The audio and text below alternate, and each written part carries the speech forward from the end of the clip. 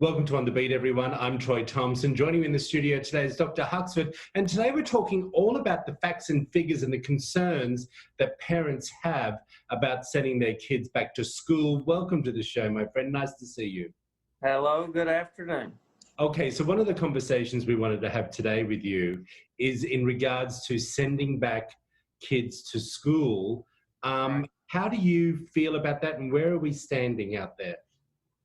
Well, first of all, I share with you what I also am having to do myself. I have 7 children, and they all started back to school this week here in Starkville.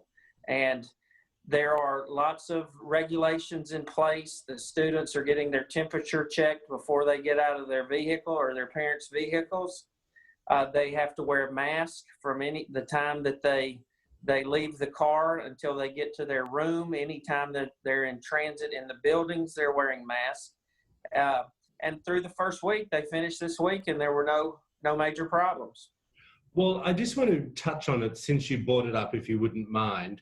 Dr. Fauci just came out and said temperature checks are not 100% reliable because of the amount of heat that we have here in the South.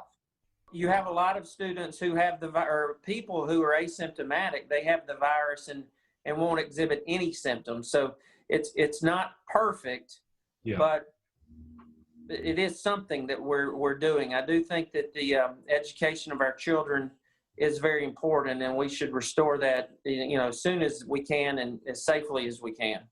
I understand, and we hear a lot of conversation about masks.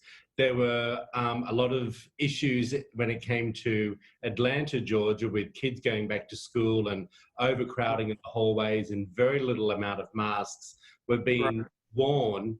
Where do you stand, and what advice do you give to parents out there about maybe insisting that their children wear the mask in the classroom as well? As you said, in Mississippi, at least anyway, right now it's the law that you have to wear a mask all the time. So there's no excuse for children coming to school without a mask. They're turned around, they have to go home and get it. So they're not allowed to come in without some type of facial covering. And I do know from my children's school that there are masks being used in the classroom as well.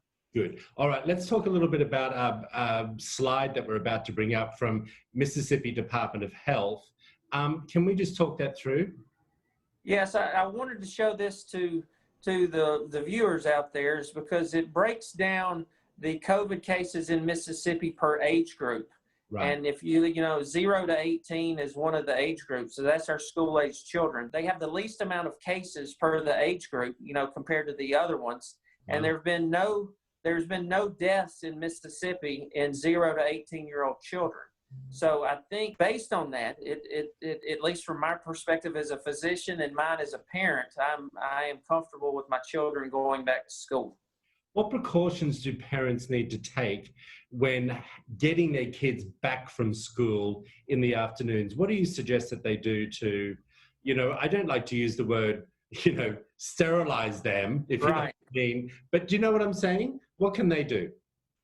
Sure. I think what we tell our kids at home is, wash your hands for sure before because a lot of times kids want to eat a snack when they get home from school. So we make them wash their hands before they go to the refrigerator, before they go to the pantry to get a snack. That's very important.